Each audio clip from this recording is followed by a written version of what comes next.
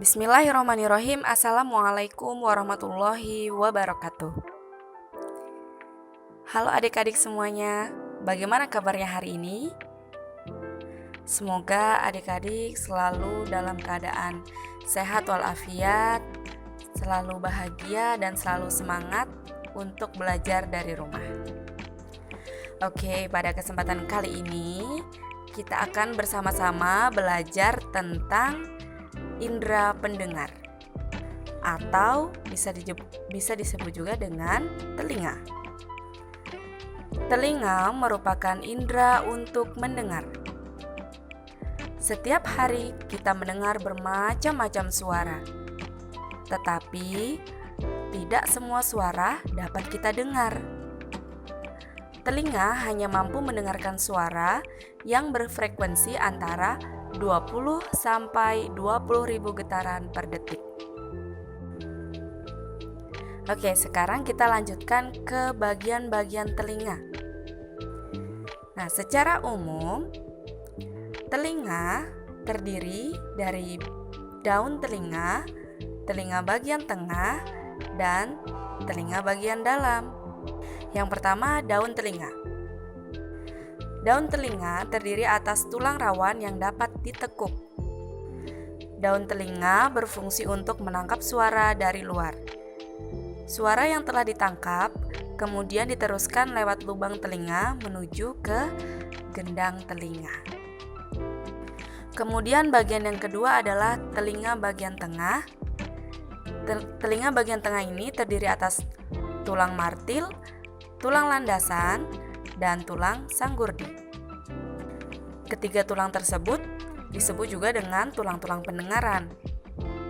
Telinga bagian tengah berfungsi menerima suara yang ditangkap oleh telinga bagian luar. Pada bagian ini terdapat saluran eustasius yang menghubungkan telinga tengah dengan rongga mulut. Fungsi saluran eustasius ini adalah untuk menyeimbangkan tekanan udara antara telinga luar dengan telinga tengah. Oke, bagian yang ketiga adalah telinga bagian dalam. Telinga bagian dalam terdiri atas tingkap jorong, bundar, 3 saluran tengah lingkaran, serta rumah siput atau koklea. Pada rumah siput terdapat ujung-ujung saraf pendengaran dan alat keseimbangan tubuh. Oke, beralih dari bagian-bagian telinga, sekarang kita lanjutkan ke cara kerja telinga. Bagaimana sih cara kerja telinga? Bagaimanakah prosesnya sehingga kita dapat mendengar? Ya, suara yang berasal dari luar masuk ke telinga melalui udara. Suara tersebut ditangkap oleh gendang telinga. Akibatnya, gendang telinga bergetar. Getaran ini lalu diteruskan oleh tulang-tulang pendengar ke telinga bagian dalam, tepatnya di ujung saraf. Oleh saraf, getaran tersebut disampaikan ke otak agar diolah sehingga kita dapat mendengar. Selain sebagai indera pendengar, telinga juga berfungsi sebagai alat keseimbangan tubuh. Kemudian, bunyi atau suara yang sangat keras dapat memecahkan gendang telinga. Mengapa demikian? Karena gendang telinga hanyalah selaput tipis yang mudah pecah ataupun robek. Ustazah ingin tanya, tindakan apa yang akan adik-adik lakukan ketika mendengar suara yang keras seperti suara petir? Pasti adik-adik akan sesegera mungkin untuk menutup kedua telinga dengan tangan. Bukan begitu? Ya, menutup kedua telinga dengan tangan merupakan gerakan yang refleks untuk melindungi gendang telinga kita agar tidak pecah dan robek ketika mendengar suara yang keras seperti suara petir.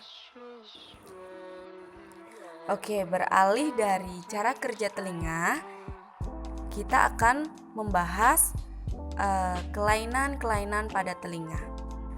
Sebagaimana yang telah kita ketahui bersama, telinga merupakan salah satu organ yang sangat penting. Sebagai organ tubuh yang lemah, telinga bisa mengalami kelainan maupun terserang penyakit. Misalnya saja tuli dan congek. Apa itu tuli? Tuli merupakan ketidakmampuan telinga untuk mendengarkan bunyi atau suara. Saya ulangi, tuli merupakan suatu kondisi ketidakmampuan telinga untuk mendengarkan bunyi ataupun suara. Tuli dapat disebabkan oleh adanya kerusakan pada gendang telinga, tersumbatnya ruang telinga, atau rusaknya saraf pendengaran. Pada orang yang berusia lanjut atau tua,